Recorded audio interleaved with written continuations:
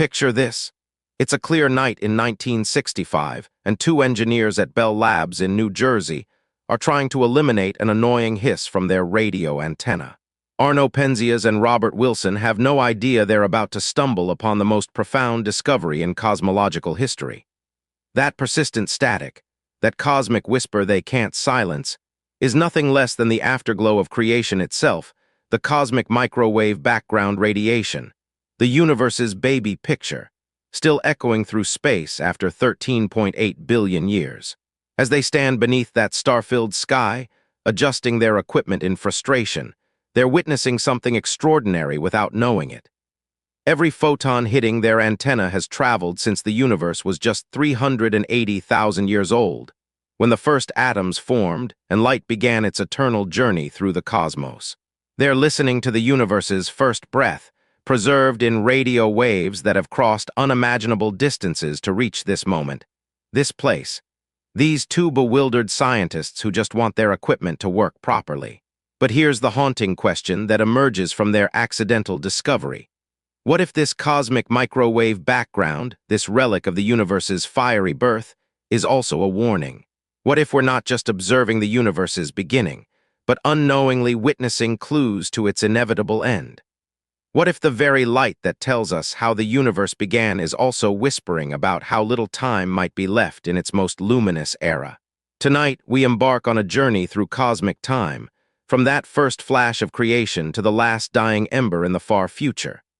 We'll discover that the universe we see blazing with billions of galaxies, pulsing with quasars, and birthing new stars every second might already be past its prime.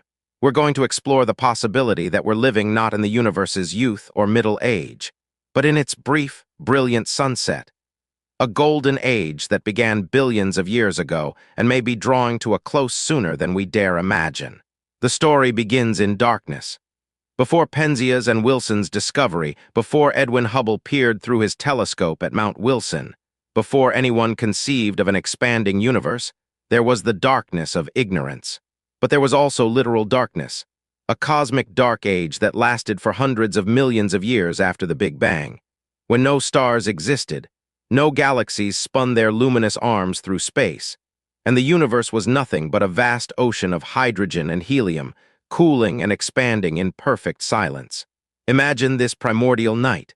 No glittering cities of stars, no spiral arms painting light across the void, no supernovae exploding like cosmic fireworks. Just darkness, punctuated only by the faint glow of cooling matter, and the subtle dance of gravity pulling together the first wisps of gas into what would become the universe's first structures. This was the universe's longest night, lasting longer than complex life has existed on Earth. But gravity, that most patient of cosmic architects, was working in the darkness. Like invisible hands molding clay, gravitational forces were gathering the scattered matter of the early universe into ever-denser clumps. Dark matter, that mysterious substance that outweighs everything we can see by 5 to 1, was laying the foundation for everything that would follow. It was building a cosmic scaffold, an invisible framework upon which the first stars would eventually ignite. And then, roughly 400 million years after the Big Bang, something magical happened. In the heart of a dark matter halo, somewhere in the primordial universe, hydrogen gas collapsed under its own weight until it reached a critical temperature and density. Nuclear fusion ignited for the first time since the Big Bang itself. The universe's first star was born. This wasn't just any star. Population III stars, as astronomers call them, were giants, some hundreds of times more massive than our sun. They burned bright and fast, living only a few million years before dying in spectacular supernovae that seeded space with the first heavy elements. Carbon, oxygen, silicon, iron, all the elements that would one day make planets possible were forged in the nuclear furnaces of these stellar titans and scattered across the cosmos by their explosive deaths. Picture that first star blazing alone in the cosmic dark, a solitary beacon in an ocean of night. Its light traveled outward at 300,000 kilometers per second, slowly carving out a sphere of illumination in a universe that had known only darkness. This was the cosmic dawn, the moment the universe opened its eyes and saw itself for the first time. Fast forward to 1963, and astronomer Martin Schmidt is staring at a spectrum that makes no sense. He's studying what appears to be a star in the constellation Virgo, designated 3C273, but its light is all wrong. The spectral lines are shifted so far toward the red end of the spectrum that Schmidt initially thinks his equipment is malfunctioning. But then comes the moment of realization that will reshape our understanding of the cosmos. This isn't a nearby star at all. It's something unimaginably distant and powerful, a quasar, a galaxy-sized engine powered by a supermassive black hole, so bright it outshines entire galaxies and can be seen from billions of light-years away. Schmidt has just discovered that the universe's most distant reaches are ablaze with these cosmic lighthouses, beacons so powerful they can be spotted across most of the observable universe. As more quasars are found throughout the 1960s and beyond, a remarkable pattern emerges. They're almost all incredibly far away, which means we're seeing them as they existed billions of years ago. The nearest bright quasar is still over 1 billion light-years distant. It's as if these cosmic monsters existed primarily in the universe's past, during what we now recognize as the Cosmic Golden Age. This discovery reveals something profound about cosmic time. Just as a tree's rings tell the story of its growth, the light reaching us from different distances tells the story of the universe's evolution. Look at galaxies 1 billion light-years away, and you see the universe as it was 1 billion years ago. Look at quasars 10 billion light-years distant, and you witness the cosmos in its adolescence, when star formation was at its peak and supermassive black holes were gorging themselves on vast streams of gas, powering the brightest objects the universe has ever produced. The Hubble Space Telescope, launched in 1990, gave us our first clear view of this cosmic archaeology. As Hubble peered deeper into space, and therefore further back in time, it revealed a universe that looked fundamentally different from today's cosmos. Ancient galaxies appeared smaller, more chaotic, and more actively star-forming than their modern descendants. It was like looking at baby pictures of familiar faces and recognizing them only by subtle similarities to their adult forms. But nothing prepared astronomers for what the James Webb Space Telescope would reveal when it opened its golden eyes in 2022. JWST's infrared vision, capable of seeing through the cosmic dust that obscures much of the early universe, has shown us galaxies that formed when the universe was barely 300 million years old, cosmic infants that are surprisingly large and mature for their age. These discoveries are rewriting textbooks and forcing us to confront the possibility that the universe got off to a much faster start than we ever imagined. One of JWST's most stunning revelations comes from looking at what astronomers call the cosmic noon, the period between 8 and 12 billion years ago when star formation peaked across the universe. During this golden age, galaxies were converting gas into stars at a rate 10 times higher than today. The universe was a stellar nursery on an unimaginable scale, with new suns igniting across billions of galaxies every second. It was the universe's most creative period, when roughly half of all the stars that will ever exist were born. Think of it as the difference between a bustling city during rush hour and the same city at 3 a.m. Today's universe, for all its remaining grandeur, is like that quiet late-night scene, still beautiful, still active, but noticeably calmer than its peak hours. The cosmic rush hour of star formation has largely ended. The universe's great stellar construction project is winding down. Dr. Sarah Chen, an astronomer at the European Southern Observatory, discovered this firsthand while analyzing data from the Atacama Large Millimeter Array in Chile's high desert. "I was looking at star formation rates across cosmic time," she recalls, "and the pattern was undeniable. It's like watching a fire burn down. The universe reached peak brightness billions of years ago and has been gradually dimming ever since." Her work, part of a comprehensive survey of cosmic star formation history, shows that the universe today forms stars at less than 10% the rate it did during cosmic noon. We're not just living after the party, we might be living in the universe's twilight years, cosmically speaking. But what's driving this cosmic slowdown? The answer lies in one of the universe's greatest mysteries, dark energy. In 1998, two teams of astronomers studying distant supernovae made a discovery that shocked the scientific world. The universe's expansion wasn't slowing down due to gravity. As everyone expected, it was speeding up. Some unknown force, dubbed dark energy, was pushing space itself apart at an accelerating rate. Imagine trying to build a house while the ground beneath it keeps expanding. That's what's happening to galaxies trying to form stars in an accelerating universe. Dark energy doesn't just push galaxies apart. It makes it increasingly difficult for them to acquire the fresh gas they need to keep making new stars. It's like a cosmic drought, slowly starving galaxies of their stellar fuel. The implications are profound and melancholy. As dark energy continues to dominate, galaxies will become increasingly isolated islands in an ever-expanding ocean of space. The Milky Way and Andromeda will still collide in about 4.5 billion years, creating a giant elliptical galaxy dubbed Milkomeda. But this will be one of the last great galactic mergers in our cosmic neighborhood. Beyond that, our local group of galaxies will become a lonely island, watching the rest of the universe disappear beyond the cosmic horizon as space itself expands faster than light can travel. Dr. Maria Santos, a theoretical physicist at the Institute for Advanced Study, has spent decades modeling the universe's far future. "People ask me if it's depressing to study cosmic death," she muses while reviewing calculations that span trillions of years. "But I find it beautiful in its own way. The universe is like a symphony. It has movements, crescendos, and quiet passages. We're privileged to be living during one of the most beautiful movements." Her models paint a vivid picture of cosmic evolution. About 1 trillion years from now, star formation will essentially cease throughout the universe. Existing stars will continue to shine for tens or hundreds of trillions of years, but no new ones will be born. The universe will enter what cosmologists call the stelliferous era's end, the conclusion of the age of stars. But even in this distant future, the universe won't be entirely dark. Red dwarf stars, the cosmic misers of the stellar world, will continue burning their meager fuel supplies for trillions of years. These dim, long-lived stars will be the universe's last torches, flickering in the growing darkness long after giants like our sun have exhausted their nuclear fuel and faded to cold white dwarf remnants.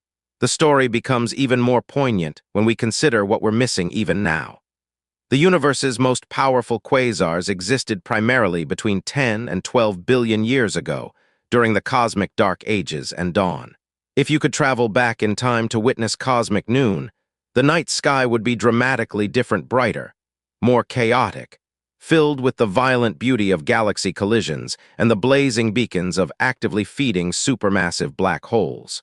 Those ancient quasars were powered by processes we can barely imagine today. Supermassive black holes, some containing billions of times the mass of our sun, were surrounded by swirling accretion disks of superheated matter. These cosmic hurricanes generated jets of particles traveling at nearly the speed of light, shooting thousands of light years into space and lighting up the intergalactic medium like cosmic searchlights. Today's universe, by comparison, is remarkably sedate. Most supermassive black holes have either consumed their nearby matter or had it blown away by their own powerful outflows. They've entered a kind of cosmic retirement, growing slowly through occasional stellar snacks rather than the massive gas-rich meals that powered the quasar era. The supermassive black hole at the center of our own galaxy, Sagittarius A, exemplifies this peaceful old age. It's relatively quiet, occasionally flaring up when a star or gas cloud ventures too close, but nothing like the galaxy-illuminating monsters of the cosmic past. The Event Horizon Telescope gave us our first direct image of a supermassive black hole in 2019, capturing the shadow of MADI 7's central black hole surrounded by its glowing accretion disk. It was a historic moment, but also a reminder of cosmic change. This black hole, while still active, is nowhere near as brilliant as its ancestors from the quasar era. We're seeing black holes in their mature, stable phase, not the wild, galaxy-shaping adolescence they experienced billions of years ago. This cosmic maturation is visible everywhere we look. Galaxy collisions, once common and violent events that triggered massive bursts of star formation, are becoming increasingly rare as dark energy pulls galaxies apart.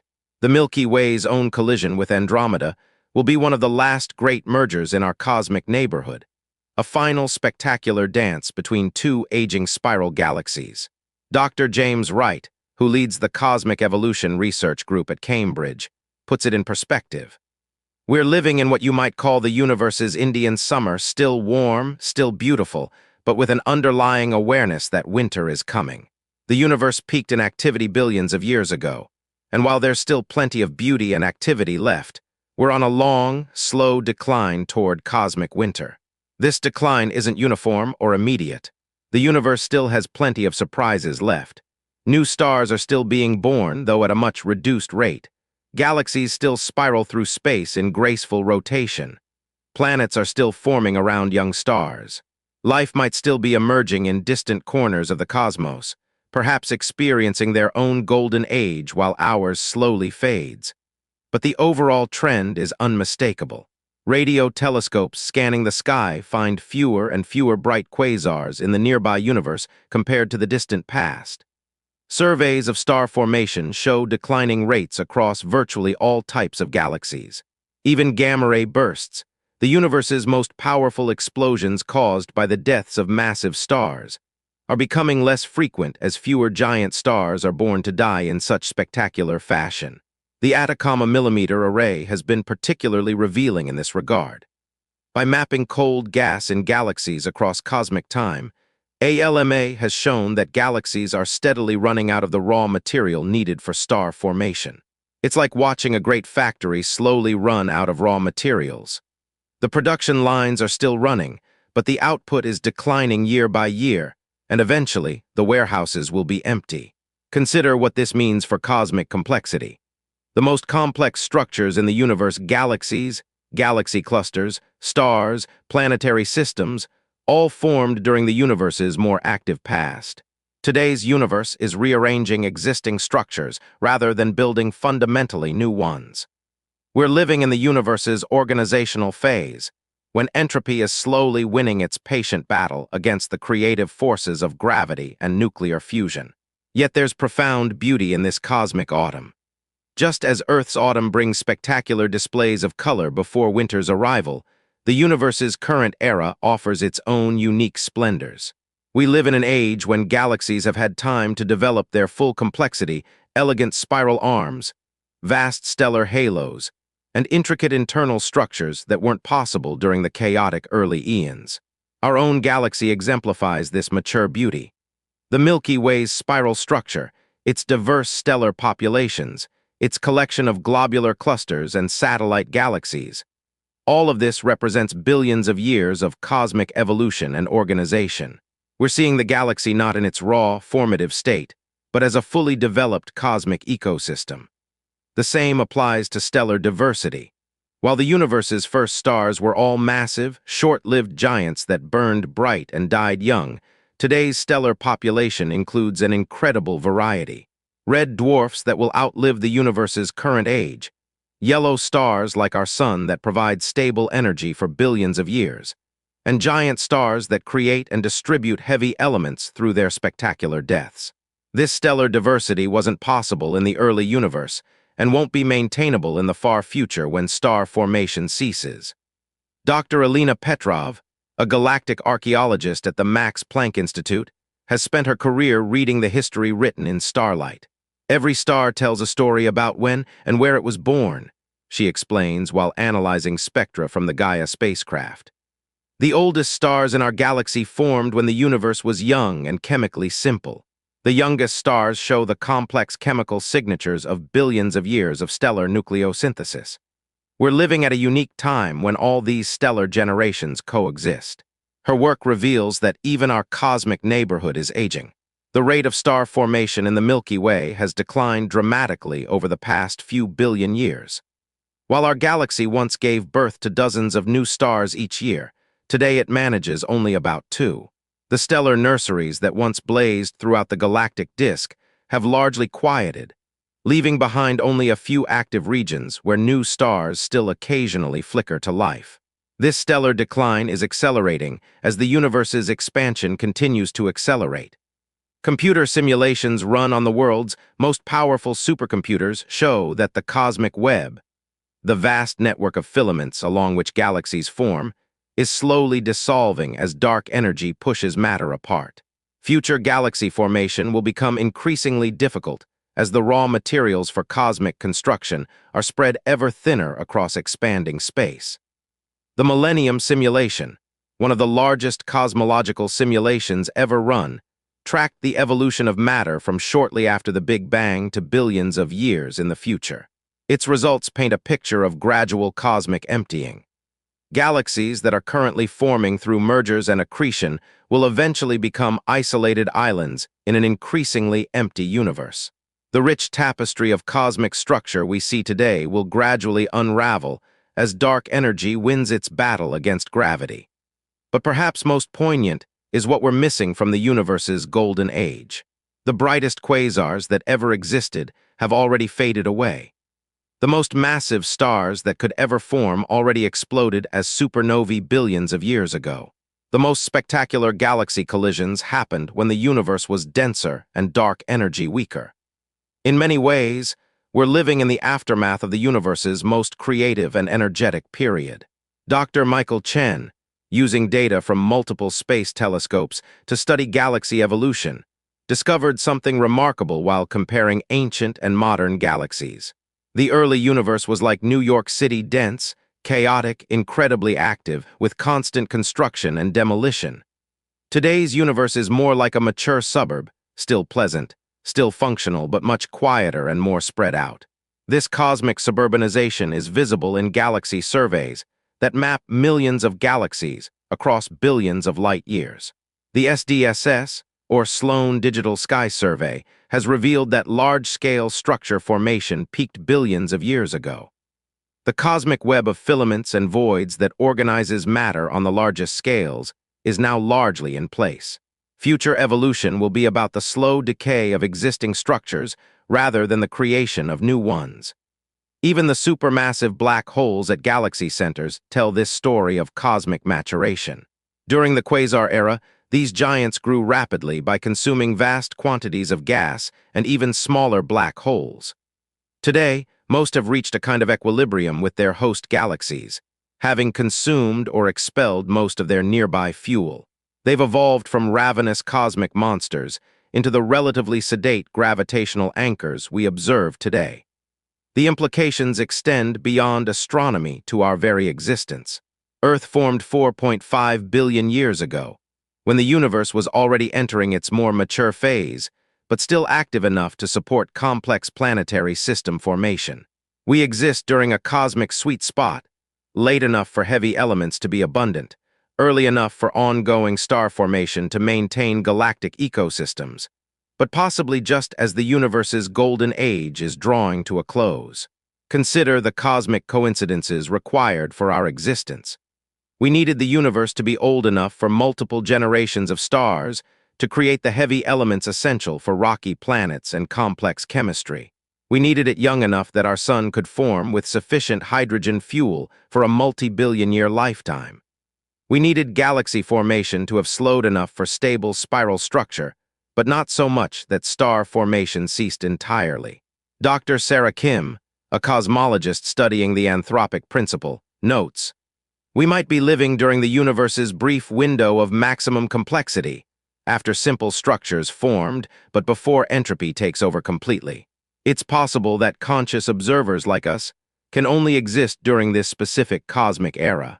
Her research suggests that the universe's capacity for supporting complex life might peak during this current epoch. Earlier eras were too chaotic and radiation-intensive. Later eras will lack the energy sources and chemical diversity necessary for biological complexity. We might be witnessing not just the universe's stellar golden age, but its biological golden age as well. The James Webb Space Telescope has begun to test these ideas by searching for biosignatures in the atmospheres of distant exoplanets. Each spectrum it captures represents a snapshot of another world's chemical composition, potentially revealing whether life is common during this cosmic era. The results, while still preliminary, suggest that potentially habitable worlds are abundant around stars formed during the universe's current epoch. Yet even as we celebrate this cosmic golden age, we must confront its impermanence. The universe's expansion, driven by dark energy, will eventually separate galaxies so far that they disappear beyond each other's horizons. Future civilizations, if they exist, will inherit a universe that appears almost empty, just their own galaxy surrounded by darkness, with no way to observe the cosmic web that once connected everything. In perhaps 1 trillion years, when the last red dwarf stars begin to fade, the universe will enter what cosmologists call the degenerate era. Matter itself will begin to decay if current theories are correct. Protons, the fundamental building blocks of atomic nuclei, will slowly disintegrate. Even black holes will eventually evaporate through Hawking radiation, returning their mass to the vacuum over periods so long they make the current age of the universe seem like a fleeting moment. Dr. Lisa Zhang, a theoretical physicist studying the far future, reflects on these ultimate cosmic destinies. The heat-death scenario isn't really death in any dramatic sense, it's more like falling asleep. The universe will gradually wind down, becoming increasingly cold, dark, and empty until it reaches a state of maximum entropy. But the path from here to there is unimaginably long, with many beautiful chapters yet to be written. Her calculations show that even in the degenerate era, rare events will still occur. Quantum tunneling might occasionally create new matter from vacuum fluctuations. Random thermal motions might briefly assemble complex structures. The universe will never be completely static, even in its final state, but activity will become exponentially rare. But we're not there yet, not by a long shot. We still live in the stelliferous era when stars shine and galaxies dance through space.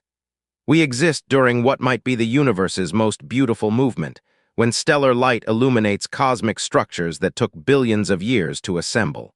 Every sunset, every starlit night, every glowing nebula represents the universe in its current magnificent but temporary state. The cosmic microwave background that Penzias and Wilson discovered still bathes the universe in its gentle afterglow, but it's cooling as space expands, dropping by half every billion years or so.